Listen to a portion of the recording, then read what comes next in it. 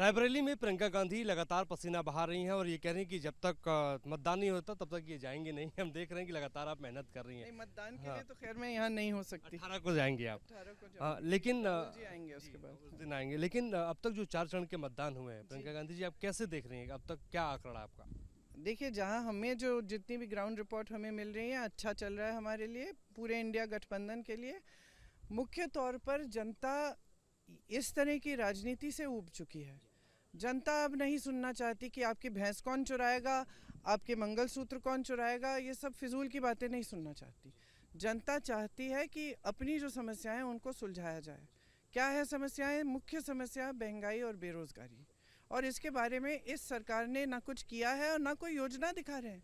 घोषणा पत्र की बात करते हैं, हमारी घोषणा पत्र की, उनका घोषणा पत्र है। हमारे घोषणा पत्र में जो नहीं है वो अपने दिमाग में वो बना के उसकी चर्चा कर रहे हैं, और आप लोग भी उसी चीज़ को उठाते रहते हैं, उसी को फैलाते रहते हैं। पता नहीं आपने पढ़ा है कि नहीं, लेकिन प्रधानमंत्री जी ने तो ज़रूर नहीं पढ़ा है हमारा। बहुत अच्छा है, तो उसमें आप जानते हैं कि सब चीज़ें नहीं हैं, फिर भी आप लोग फैलाते हैं, यही बातें उठाते हैं, है ना। अब जनता कह रही है कि बेरोज़गारी की बात करो, महंगाई की बात करो। मैं चुनौती दे रही हूँ प्रधानमंत्री को कि एक बार चुनाव जनता के मुद्दों पे लड़ के देखें। यही तो सवाल है कि जनता के मुद्दों से क्यों बीजेपी भाग रही है। वो कह रहे हैं कि हिंदू तो आप उनसे पूछिए, वो आप उनसे पूछिए क्यों भाग रहे हैं। हम तो नहीं भाग रहे हैं, हम तो शुरू से सिर्फ मुद्दों की बात कर रहे हैं। वो भाग रहे हैं तो उनसे पूछिएगा, ये सवाल प्रधानमंत्री जी से करिए जब आपका इंटरव्यू होगा उनके साथ। वो तो हम जो भी होगा देखेंगे, लेकिन नहीं होगा। क्यों आप लिखे पढ़े सब लिखे वाले सवाल, पहले से दिए गए सवाल नहीं पूछते? नहीं, हम तो बिल्कुल वही सवाल पूछते हैं जो हमारे मन में आता है। बढ़िया। लेकिन प्रियंका जी पहले मंगलसूत्र की बात हो रही थी, भैंस की बात हो रही थी, लेकिन लेकिन वो कह रहे हैं कि हम तो हिंदू मुसलमान करते ही नहीं है। आखिरी में उन्होंने बोला। अब या तो देश की जनता अंधी है, बहरी है, या तो जो हमें टीवी पे दिखाया जा रहा है, फिर हम क्या कहें। प्रधानमंत्री हर सभा में जाके कह रहे हैं, हर सभा में, गुजरात गए यही बात की, राजस्थान गए यही बात की, महाराष्ट्र गए यही बात की, अब बनारस आके कह रहे हैं कि मैंने ये बातें नहीं की।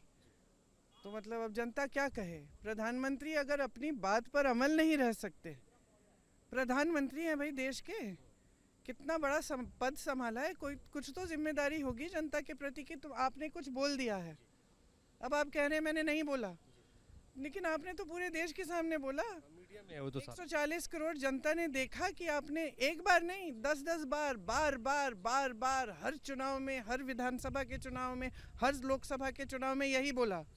अब अचानक आप कह रहे हैं कि मैं अगर ऐसा बोलता तो मैं लायक ही नहीं होता। तो अब हम क्या कहें। प्रधानमंत्री खुद अपनी बातों को झूठ बोल रहे हैं, वो खुद कह रहे हैं कि वो झूठ है, मैंने नहीं कहा ये। जब खुद कहा है तो अब हम उस पर क्या टिप्पणी करें। आप उन्हीं से पूछिए कि उनके मन में क्या है। 10 किलो राशन देने की बात मल्लिकार्जुन खड़गे जी ने की है, इसको किस तरीके से आप देख रही हैं? छत्तीसगढ़ में हमारी सरकार थी तो हम 35 किलो दे रहे थे, क्यों नहीं देंगे। ये अधिकार जो है, भोजन का अधिकार, ये तो कांग्रेस लाई। ये तो प्रधानमंत्री जी की मजबूरी है कि वो दे रहे हैं 5 किलो राशन, क्योंकि हमने अधिकार बनाया गरीब परिवारों का अधिकार कि आपको भोजन का अधिकार है। प्रधानमंत्री जी ने अगर अपनी फ़ोटो चेप दी उस पर, और दुनिया भर में आप लोगों की मदद से वो फैला रहे हैं कि ये उनका एहसान है जनता पे, कोई एहसान नहीं है। जनता का अधिकार है, जो सरकार आएगी राशन देगी, और हमारी सरकार आएगी तो हम और भी देंगे। प्रियंका जी के आखिरी सवाल कि बहन पसीना बहा रही है रायबरेली में, और आप सांसद बनाना चाहती हैं, लेकिन यहाँ नारा लग रहा है कि नहीं, सांसद नहीं, अब प्रधानमंत्री चुनने जा रहे हैं। आपकी क्या प्रतिक्रिया है इस पर? भाई भी तो पसीना बहा रहे हैं। भाई तो 4000 किलोमीटर पैदल चले हैं कन्याकुमारी से कश्मीर, तो भाई भी तो पसीना बहा रहे हैं। हम भाषणों में देखते हैं कि आप पिता को लेकर भावुक हो जाती हैं प्रियंका जी। कई मोर्चों पे आपने कहा कि मतलब वो आपके मन में हमेशा वो बात रहती है। कहते हैं कि एक सदमा हमें लगा था। किस तरीके से पिता को आज याद करते हैं? खुशी से। मैं, ये तो स्वाभाविक है कि जब मैं उस समय की बात करूं जब वो शहीद हुए, तो भावुक हो जाती हूँ, लेकिन मैं खुशी से याद करती हूँ। पिताजी ने सब कुछ दिया, हमें बहुत सिखाया, हमें सभ्यता सिखाई, राजनीतिक सभ्यता भी सिखाई, हमें जनता के प्रति श्रद्धा हमारे दिल में जो है वो उन्होंने ही सिखाई, बहुत चीज़ें सिखाई, और खुशी से याद करते हैं उन्हें।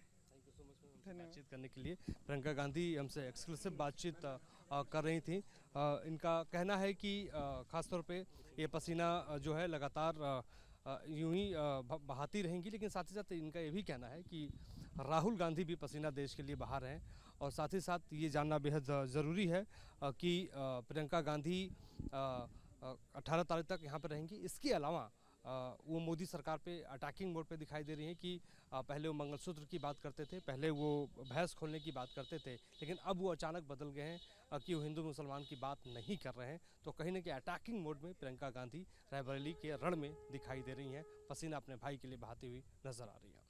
हमारे सहयोगी विकास कुमार राय के साथ मोहित राज दुबे, न्यूज़ 18 रायबरेली।